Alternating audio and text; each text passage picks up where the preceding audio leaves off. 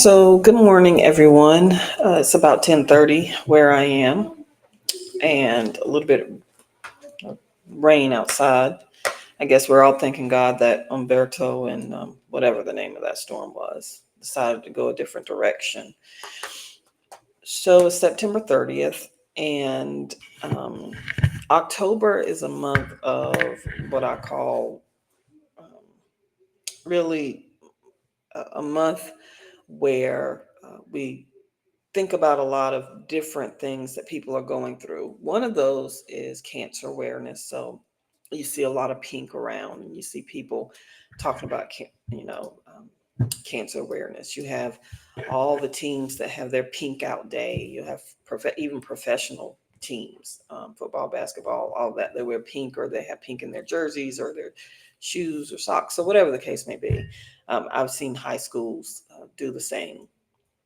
And while I am not taking away from the seriousness of a cancer diagnosis or what anyone has to go through that has had cancer, October is also National Domestic Violence Awareness Month. And rarely do you see anyone having, you have a pink out day, and that sounds good, and but you don't see the purples around. And purple is the color for representation of National Domestic Violence Awareness Month. But you may see some purple ribbons on a few people, or things of that sort. I just want to bring that to everyone's attention, but also for this edition of the Love Lounge Live Legal Edition, kind of talk about domestic violence and what is the most dangerous time in a relationship where there has been domestic violence and a cycle of domestic violence. And most people don't know. And if you can see the show topic, it says why leaving is the most dangerous time. And most people don't know that. Most people aren't aware. So I guess I'm starting off with a truth that's hard to hear, not just for people in abusive relationships, but also in people who think they know what a person should do if they're in an abusive relationship. I've seen many times where people, I feel like, are judging. If I was in that position, I wouldn't take it. If I was in that position, I would just leave. Leaving is the most dangerous time. The most dangerous time is not when you stay, it is when you try to leave. You see Lifetime movies and TV shows, and it is often painted that leaving is the happy ending to the story of an abusive relationship. But the reality is far more complicated than that. So separation is a point where risk skyrockets. That's where, that's what I want to talk about today. Why leaving an abusive relationship is so dangerous. We can also discuss, surviving or navigating it, and how, to keep yourself safe.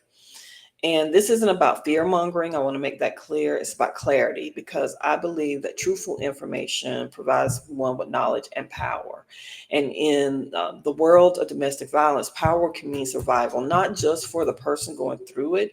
We've also heard the horror stories of family members who end up, you know, um, dead, murdered by their family member's abusive partner.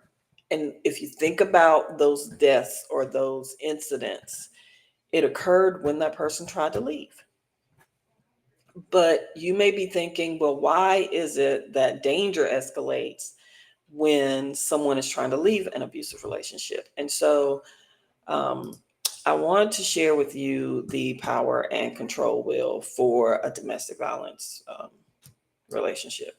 And so that is the power and control wheel. So I'm hoping you can see it really well. Um, so you see violence in the circle can be physical violence, it could be sexual violence, it's emotional abuse, it's intimidation, it's coercion and threats, economic abuse, use of privilege, minimizing, denying and blame, and then using children. So that's that power and control wheel. Look at the words in the middle: power and control.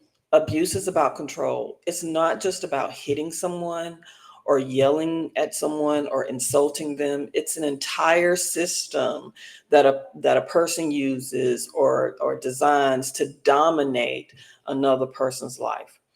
And so that control might look like tracking you, um, tracking who you see, or demanding to know where you have been or where you're going, controlling your money. If you look at that power and control wheel, isolating you from your family and friends, because we need to get you in this bubble where we can control your thoughts, your movements, and who you are.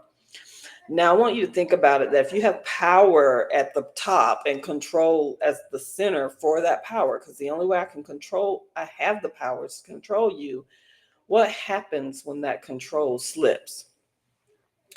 For the abuser, it's not just about rejection. That's what some people think. Oh, they can't take rejection. They can't do this. They don't, that's not what it's about. It's the collapse of that entire system of power and control. Their entire system of dominance is falling apart.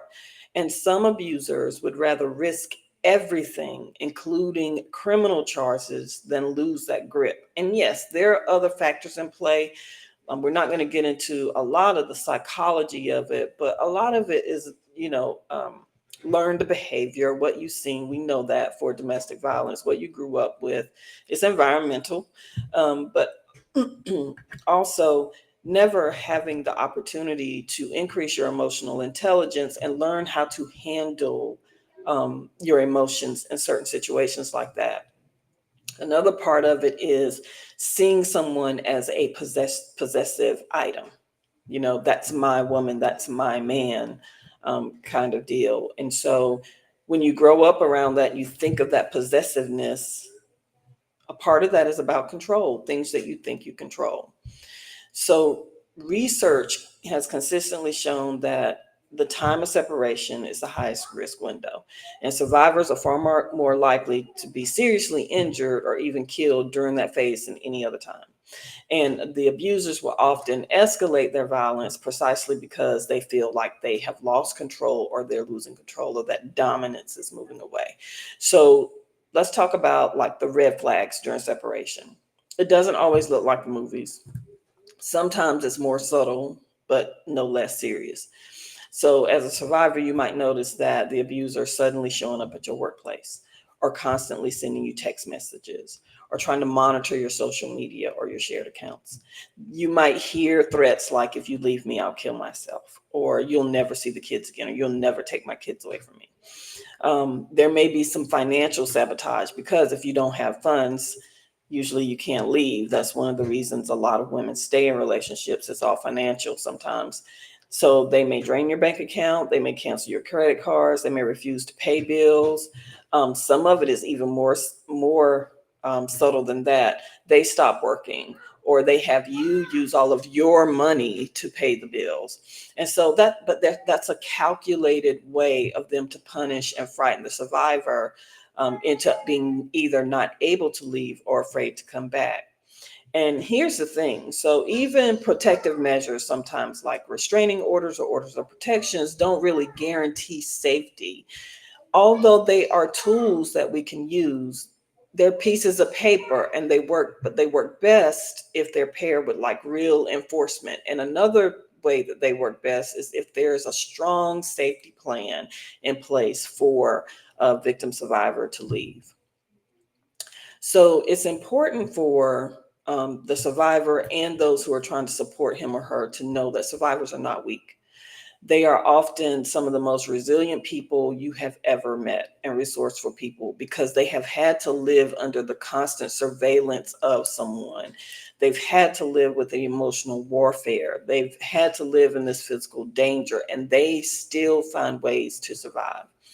But the choice to leave is not simple. So, you have a survivor who carries love for someone, but also fear, guilt, financial dependence, and sometimes children, and all of that tangled together. They may hope that the abuser will change.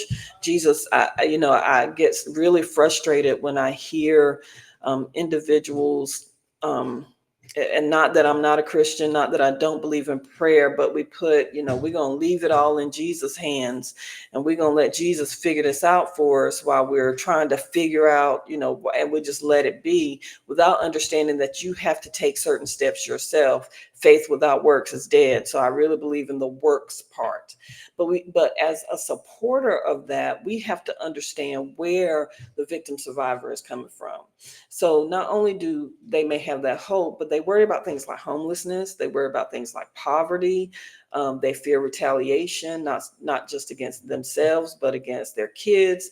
We've seen abusers hurt pets and family members. The other thing that's difficult sometimes is the support that they think they may have, they don't, because they are often too blamed for the violence that is happening against them. So for instance, I go to, my mother-in-law for help, and my mother-in-law says, "Oh, his dad used to do that to me. You must have done something in order to make him react that way." And so you have those instances. "Oh, girl, that little bit of jealousy, that's love. That's what I call that. You should be grateful you have that." Well, that's not necessarily the truth, and we know it, or at least we should know it now.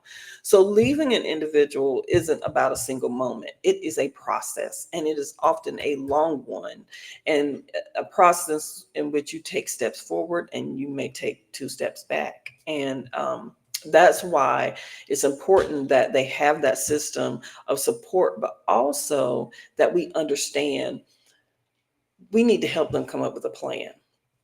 So when you're coming up with a plan with a victim survivor of domestic violence, what you're building essentially is a safety plan. So what does safety planning look like? It is not about paranoia. Let's get that straight. It is about preparation. So when you're telling someone or working with some for safety planning, it may include gathering important documents, because that's also a tool that's used to keep someone in control. Think about individuals who come from another country here. I'm thinking to the United States, thinking they're living the American dream, and what's happened is someone's stolen their passport or their visa and won't return it to them. Well, then they're kind of stuck in a situation because they can't go anywhere. So you're gathering important documents. So your important identification, birth certificates, you want bank account information, and you want to store them somewhere safe. It may not be in your home or where you live. You may do it with a friend that you trust. You may even want to work with a domestic violence sheltering program to help you with that. It may mean pack a go bag, hidden and trusted with a friend. You can create safe words for your family, for your neighbors. You can create something or a text for signals. I had a young lady that had a close neighbor. If he ever came into her new space and found her, she would always leave her one window with the curtain closed. If that window with that curtain was ever opened, the neighbor knew to call 911. And as a matter of fact, it saved her life one night because he showed up, she opened the curtain, the neighbor saw the curtain open and called 911 because he was there. So those kinds of things will work.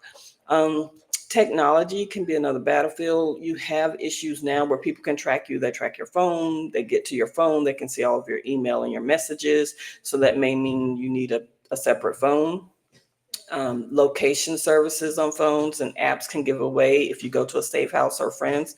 So you just need to do that. Understand that abusers can track your email, bank accounts, so you have to be careful. So you might need a second phone or get different accounts at different banks just for safety. And also, this is where shelters and hotlines come in. So the National Domestic Violence Hotline, for example, helps survivors build like step-by-step escape plans tailored to their particular situation, because no individual case or no two cases are the same. And so if you can get a chance to go to a local domestic violence agency near you, that may also be what you need to do, and they can help you with safety planning. So leaving safety isn't about one big dramatic leap. Like, we've got to take these careful dozens of small steps to make sure that someone is leaving and they're safe when they're doing so.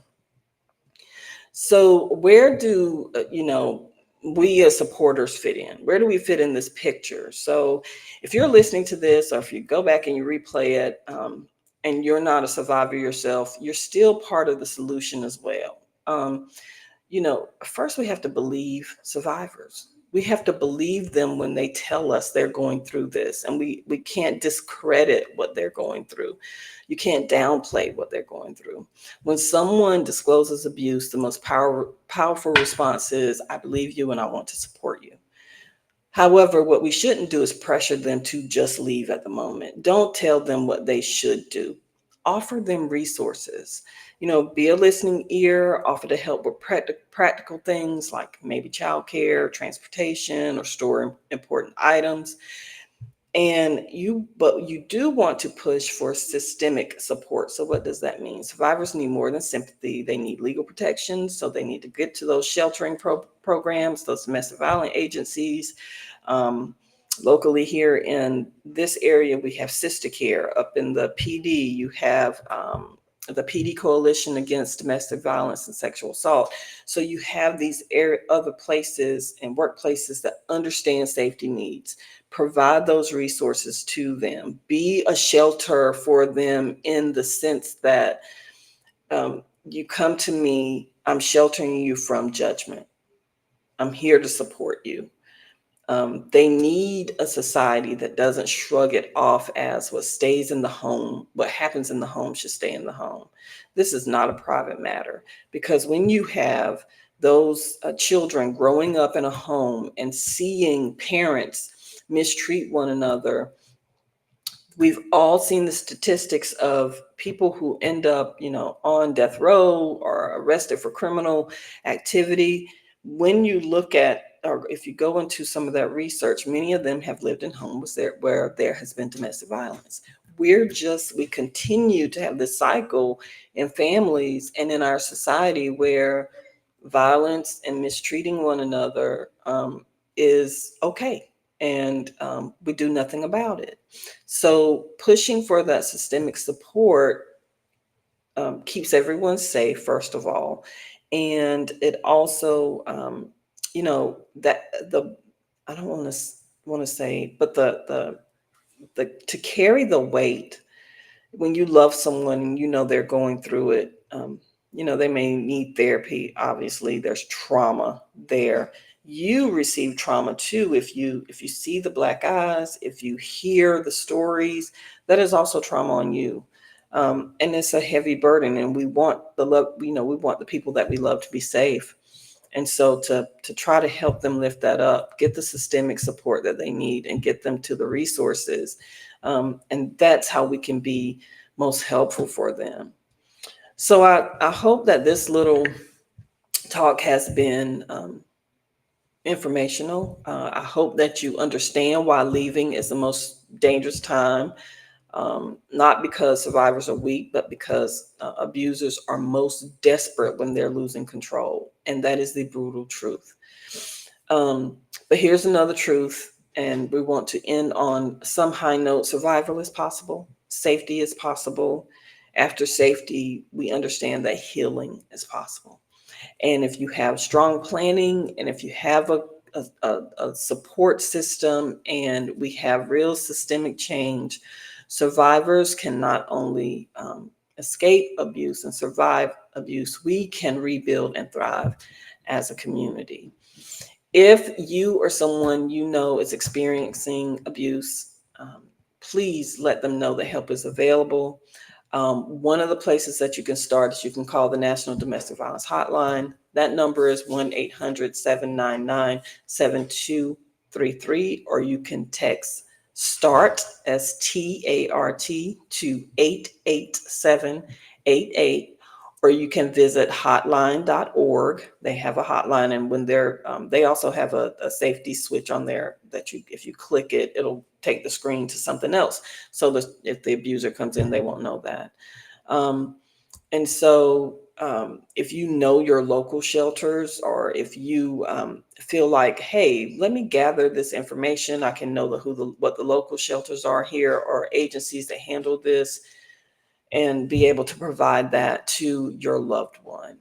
Just let them know that they are not alone. Thanks for joining me today. And I do hope that this has been helpful for you.